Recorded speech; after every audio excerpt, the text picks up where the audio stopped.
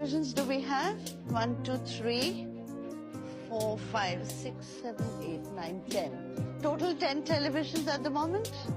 अब आपको कुछ हो जाता तो दोस्तों पहले तो आपको स्क्रीनशॉट पर लगा कर दिखा रहा हूं ताकि आपको बिलीव और विश्वास हो जाए। अगर आप यूएई से इंडिया के लिए ट्रैवल कर रहे हो फिर या इंडिया से यूएई के लिए ट्रैवल करो, यूएई के किसी भी स्टेट में हो, अबू धाबी में, अजमान में, शारजा में, रास अल खैमा, फुजैरा, कहीं पर भी अगर आप आ रहे हो तो आपके लिए नियम जानना बेहद ज़रूरी है, नहीं तो आपके साथ भी प्रॉब्लम हो सकता है। तो चलिए स्टार्ट करता हूँ, बताता हूँ जो अपडेट आई है। तो इस अपडेट के तहत ये आप रूल को फॉलो करना बेहद ज़रूरी है।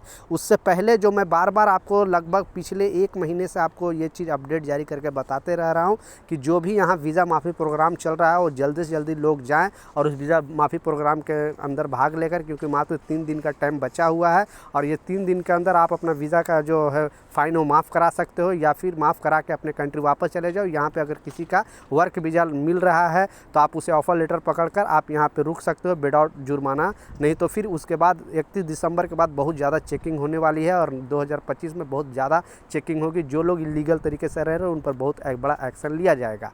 तो जैसा लोगों के साथ ज़रूर एक वर्कर के नाते इस वीडियो शेयर करें ताकि लोगों को पता चले, क्योंकि बड़े बड़े लोगों को तो मालूम चल जाता है लेकिन छोटे कैटेगरी के लोग हैं ये लोग चीज़ नहीं देखते हैं, उन तक ये वीडियो नहीं पहुंचता, ये खबर नहीं पहुंचता है। तो प्लीज़ आप ये ज़रूर शेयर कर दें ताकि हमारे कुछ एक शेयर करने से लोगों को कुछ ना कुछ फ़ायदा हो, क्योंकि लोग ऐसे हैं जो जुर्माना के चलते 10-10 साल से घर नहीं गए। आज तक इतना बड़ा स्टेप गवर्नमेंट नहीं उठाई थी। जो 4 महीना वीज़ा माफ़ी प्रोग्राम चलाया गया है, 4 महीना, आप समझ सकते हो ऐसा करने वाला पहला कंट्री यूएई बना है।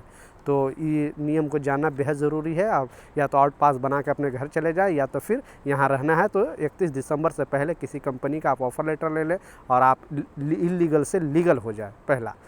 दूसरा जो इम्पोर्टेंट अपडेट है, अभी तक बहुत सारे लोग बोल रहे हैं कि नहीं, क्योंकि अगर आप इंडिया से ट्रैवल करके आ रहे हो तो ये नियम आपके लिए जानना बेहद ज़रूरी है। जो दूसरा लगेज बैग से रिलेटेड वो भी आपको बताऊंगा, लेकिन पहला जो ये नियम है, क्योंकि गवर्नमेंट पहले भी अपडेट जारी करके बताया था, इंडियन एम्बेसी भी अपडेट जारी करके बताया था, लेकिन कुछ लोग बोलते हैं कि नहीं ऐसा रूल नहीं है।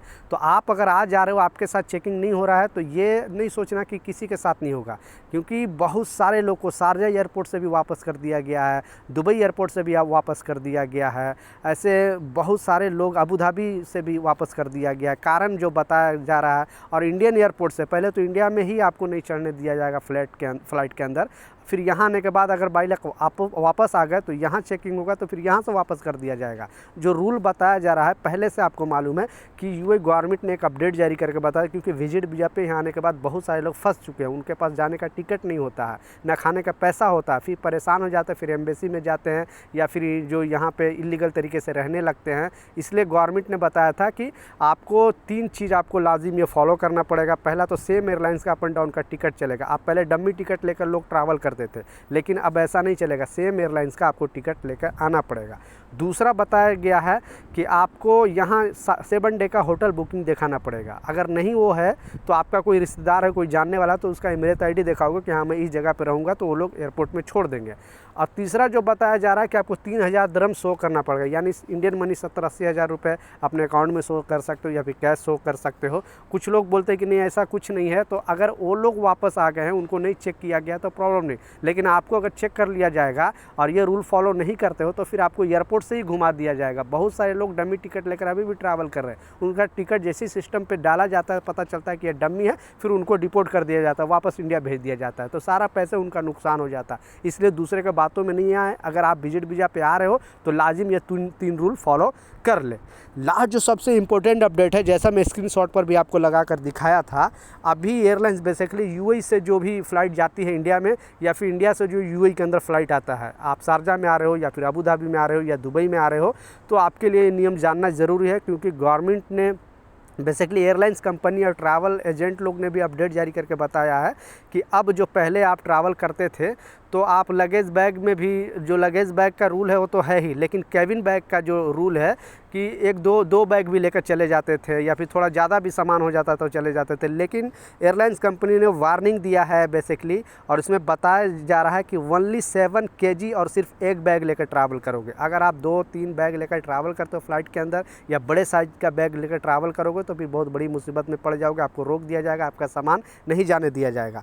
तो सिर्फ 1 केबिन बैग लेकर आप ट्रैवल कर सकते हो, एयरलाइंस कंपनी का कहना है। और ये जनवरी से भरसक ज़्यादा नियम लगा दिया जाएगा। 1 जनवरी 2025 से जो कानून में बहुत बड़ा फेरबदल होने वाला है और जल्दी से जल्दी ये लागू हो जाएगा। तो आप भी अगर ट्रैवल करते हो या फिर वहाँ से आ रहे हो, यहाँ से जा रहे हो, तो आप एक ही बैग लेकर ट्रैवल करें तो आपके लिए सही रहेगा। वो भी 7 kg, उससे कम रहेगा चलेगा, उससे ज़्यादा हो जाएगा आपको जुर्माना देना पड़ सकता है। इसलिए मैं आपको स्क्रीनशॉट पर लगा कर दिखाया।